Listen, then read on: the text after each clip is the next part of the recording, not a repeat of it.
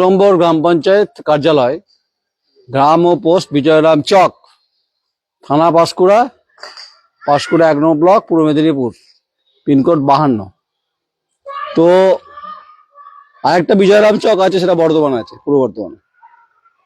চৈতন্য মানেই হচ্ছে চেতনা, যা রাজনৈতিকভাবে সমৃদ্ধ হয়, সমাজ জীবনকে গুরুত্বপূর্ণ ভূমিকায় নিয়ে যায়।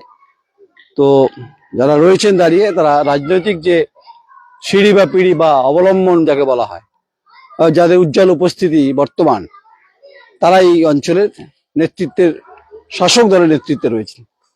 এবারে নির্বাচন কতটা গুরুত্বপূর্ণ হবে, কতটা কাটা হবে, বিজেপি কি করবেন, সব উত্তর তারা দেবেন। কি করেছেন বিধায়ক, কি করেছেন, সব প্রশ্নের উত্তর জিজ্ঞেস করবো এদেরকে। প্রথমত হচ্ছে আলো অস্পষ্ট হচ্ছে, নদীর পাড়ে রয়েছি আমরা। ভীম জানা, আপনি হচ্ছে শিল্প পরিকাঠামোর দায়িত্বে রয়েছেন, আপনাকে স্বাগত, অভিনন্দন। রিজিয়া খাতুন বিবি, নমস্কার আপনাকে, প্রধান, খুব গুরুত্বপূর্ণ, আপনার উপর নির্ভর করে গোটা গ্রামটা নির্ভর করে, আপনাকে অভিনন্দন। শেখ আসলাম আলী, আপনি 14/2 তৃণমূল যুব সভাপতি। আর শেখ হামিদ আলী, আপনি হচ্ছে পঞ্চায়েত সদস্য হাজব্যান্ড। আপনি এখানে বাড়ি, ভালো লাগছে, লাল জ্যাকেটটা পরে ভালো লাগছে। নমস্কার ম্যাডাম, আপনাকে দিয়ে শুরু করছি। হচ্ছে আপনি বলুন, এই যে চৈতন্যপুর, চৈতন্য মানে চেতনা, এখানকার মানুষ রাজনৈতিকভাবে কতটা চেতনা, কতটা সচেতন? সবাই এখানে মানে আমাদের সঙ্গে সবাই আছে, আশা করি সবাই থাকবে আমাদের তৃণমূলে। একটু আওয়াজটা জোরে, কারণ মমতা বন্দ্যোপাধ্যায় যখন বলেন তখন গোটা বাংলা কার্যত কেঁপে ওঠে। আর হচ্ছে আপনি নারী স্বাধীনতার গুরুত্বপূর্ণ ভূমিকায় রয়েছেন, আপনাকে তো আমি সম্মান দেবই, আপনার কণ্ঠস্বরটা উদ্দীপ্ত হবে একটু। তাই আমাদের প্রত্যেকের জীবনের চেতনা খুব গুরুত্বপূর্ণ। এখানকার যাদের সঙ্গে আপনি ডিল করেন, কাজ করেন, গ্রামের সঙ্গে ঘোরেন, এখানকার রাজনৈতিক যারা কর্মী ছাড়াও মানুষ যারা আছে, তারা কতটা চেতনায় সমৃদ্ধ হয়েছে? অনেকটা চেতনা সংবিধান হয়েছে, অনেকটা।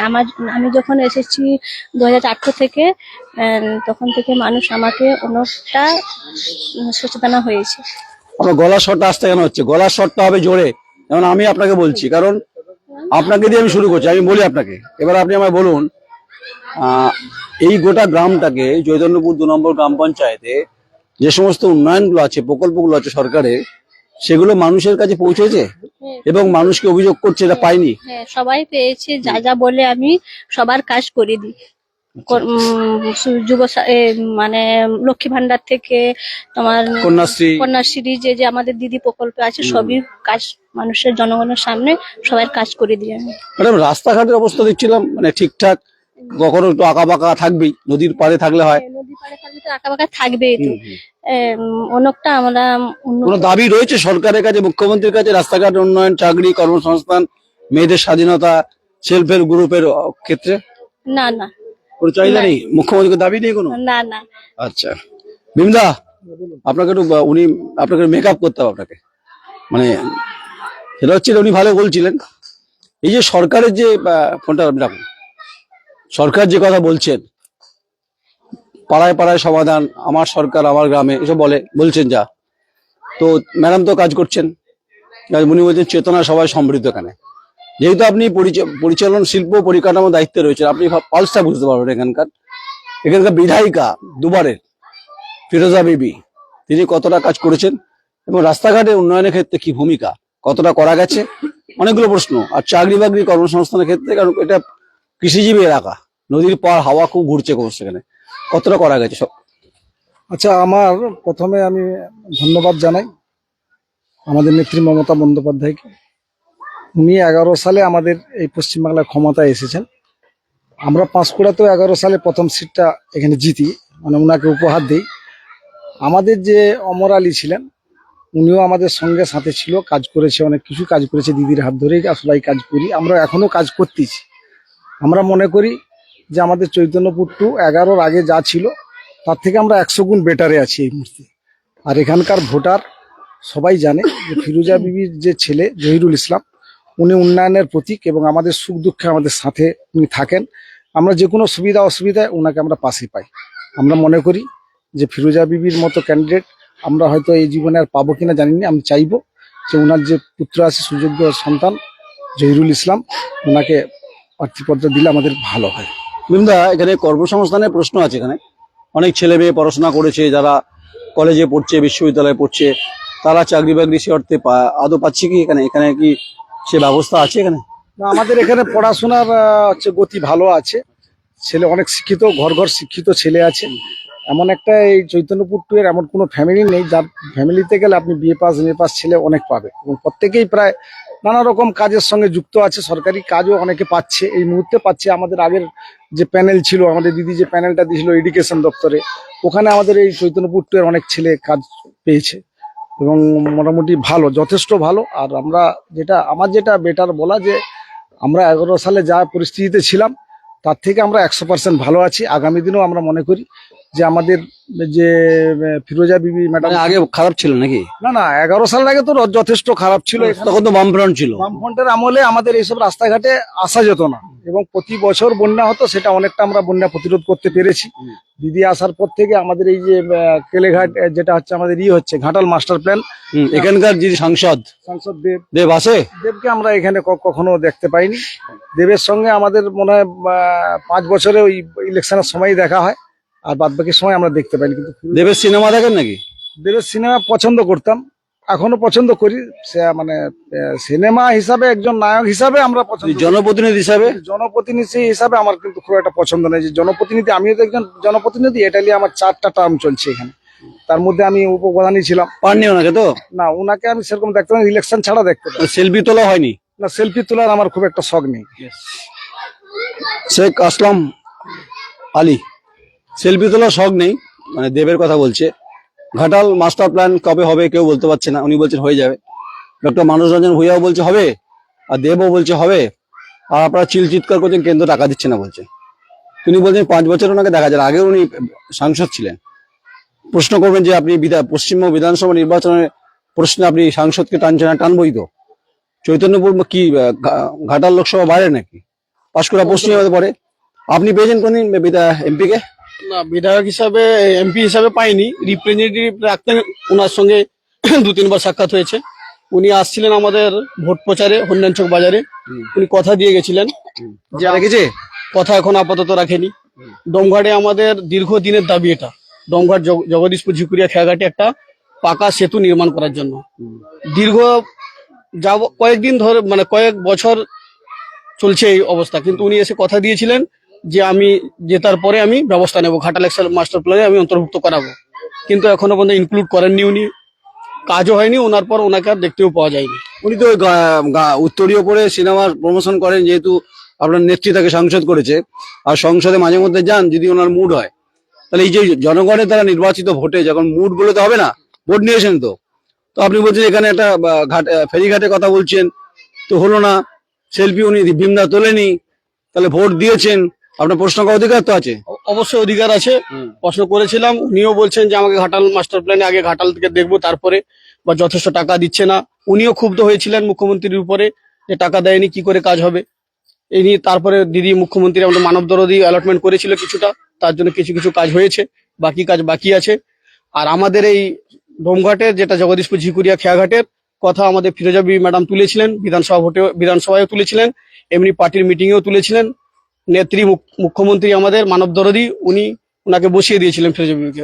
উন্নয়ন অনেক দিয়েছি, এখন বসুন, দেখা যাবে ওটা। তারপরেও ওর উপরেও আমরা অনেকবার গেছি, যোগাযোগ করেছি। ডক্টর মানস রঞ্জন ভূঁইয়াকে সদ্য আমরা আবার রিসেন্ট কাগজপত্র জমা দিয়ে আসছি। উনি ওনার তরফ থেকে চেষ্টা করছে যতটা সম্ভব একটা ফুটব্রিজ নির্মাণ করা যাক। সব চেষ্টা দয়া দাক্ষিণ্যে চলছে না, গণতান্ত্রিক ভাবে ভোট দিচ্ছেন আপনি, আর চেষ্টা করছে দয়া চাইতে হচ্ছে আপনাকে। এটা খুব আনফরচুনেট না? এটা আনফরচুনেট, দুর্ভাগ্যবশত আমাদের পক্ষে। কিন্তু আমাদের বিশ্বাস আছে, আমাদের আস্থা আছে, আমাদের মানব দরদি জননেত্রী মুখ্যমন্ত্রী মমতা ব্যানার্জি, উনি একসময় আমাদেরকে করে দেবেন, এই আস্থা রেখে আমরা এগিয়ে চলছি। সেটা হচ্ছে রে শেখ হামিদ আলী, একই অভিযোগ। আমারও একই প্রশ্ন, অভিযোগ বলতে পারবো না।